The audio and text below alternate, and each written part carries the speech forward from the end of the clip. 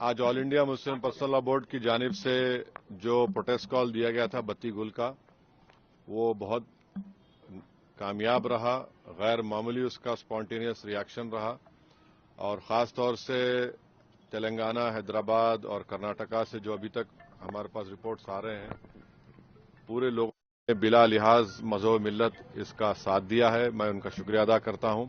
اور اس پروٹیسٹ کرنے کا ایک ہی مقصد ہے کہ ہم نریندر مودی گورنمنٹ کو یہ پیغام دینا چاہتے ہیں، یہ میسج دینا چاہتے ہیں کہ آپ نے جو وقف امینڈمنٹ ایکٹ 2025 بنایا ہے وہ وقف بورڈ کے مفاد میں نہیں ہے، وہ وقف بورڈ کو برباد کرتا ہے، وقف کی پراپرٹیز کو ختم کرتا ہے، اور نہ اس سے کوئی ریونیو میں اضافہ ہونے والا ہے. تو یہ ہمارا پروٹیسٹ اسی لیے تھا، اور کیونکہ جو قانون بنایا گیا وہ انکانسٹیٹیوشنل ہے، ہمارے سمویدھان کے فنڈامنٹل رائٹس کے آرٹیکل 14, 15, 25, 26 اور 29 کا گریو وائلیشن ہے. اسی لیے یہ پروٹیسٹ کال دیا گیا ہے. آئندہ ایک دو ہفتے کے بعد ہیومن چین کا بھی پروٹیسٹ ہوگا، راؤنڈ ٹیبل کانفرنس ہوں گی. تو یہ ہمارا پروٹیسٹ اس وقت تک چلتا رہے گا جب تک نریندر مودی کی حکومت اس بل کو واپس نہیں لے گی. میں آپ تمام کا شکریہ ادا کرتا ہوں جنہوں نے اس بتی گل پروگرام میں حصہ لیا.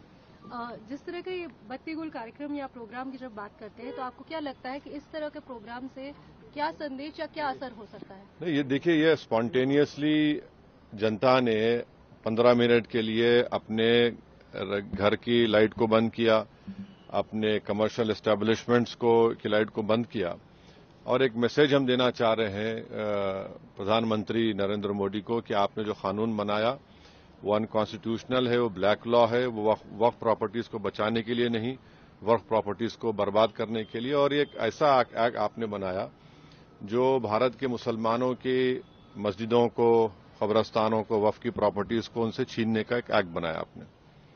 جس طرح کا بھی ماحول بنا ہوا ہے دیش میں، آتنکوادی جو گھٹنا ہوئی ہے آپ نے بھی اس کو کنڈیم کیا ہے، لیکن ایسے حالات میں آپ کو لگتا ہے کہ دیش میں اگر اندرونی طور پر اس طریقے سے ویرودھ ہوگا؟ نہیں، دیکھیے جہاں تک پہلگام میں جو ہوا ہے اس کو تو ہم آؤٹ رائٹلی کنڈیم کر رہے ہیں اور کرتے رہیں گے. اور ہم نے اس ٹیررسٹ ایکٹ کو ذمہ دار پاکستان کی اسٹیبلشمنٹ، پاکستان کی سرکار کو کھڑایا ہے، اور انہی کی پوری سرپرستی میں، انہی کی تائید، انہی کے سپورٹ اور فائنینشیل سپورٹ سے، ملٹری ٹریننگ سے وہ آتنکوادی پاکستان سے بارڈر کراس کر کے پہلگام تک آئے، اور وہاں پر انہوں نے 26 ٹورسٹ کو جان لی. اور سب سے افسوسناک اور سب سے تکلیف دہ بات یہ ہے کہ انہوں نے ان کی فیملیز کے سامنے خواتین کو، مہیلاؤں کو، بچوں کو الگ کیا، اور مرد لوگوں کو ایک جگہ کھڑا کر کے ان کا ریلیجن پوچھ کر، جو ہندو تھے ان کو گولی ماری. تو وہ تو کنڈیمنیبل ہے، اس پر کوئی ڈسکشن ہونے کی ضرورت بھی نہیں ہے. جہاں تک ہمارا یہ پروٹیسٹ ہے اس قانون کے خلاف، وہ تو ایک آن گوئنگ پروٹیسٹ تھا.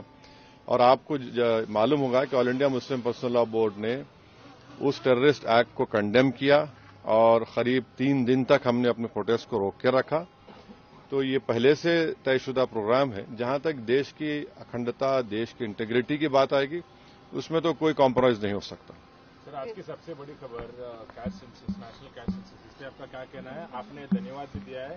ایک طرف کریڈٹ لینے کی بات ہو رہی ہے، ایک طرف بی جے پی کہہ رہی ہے کہ تو میں آپ سے ریکویسٹ کروں، کل صبح بات کریں گے نا، اپن آرام سے بات کریں گے. ٹھیک ہے سر، آپ کا روڈ میپ کیا رہے گا آگے کے لیے؟ اب جو آل انڈیا مسلم پرسنل لا بورڈ کا پروگرام ہے کہ نیکسٹ منتھ مئی میں ایسے ہی ایک ٹائم پر دن میں ایک ہیومن چین بنائی جائے گی اس وقف امینڈمنٹ ایکٹ کے خلاف، اور پھر راؤنڈ ٹیبل کانفرنسز بھی ہوں گی.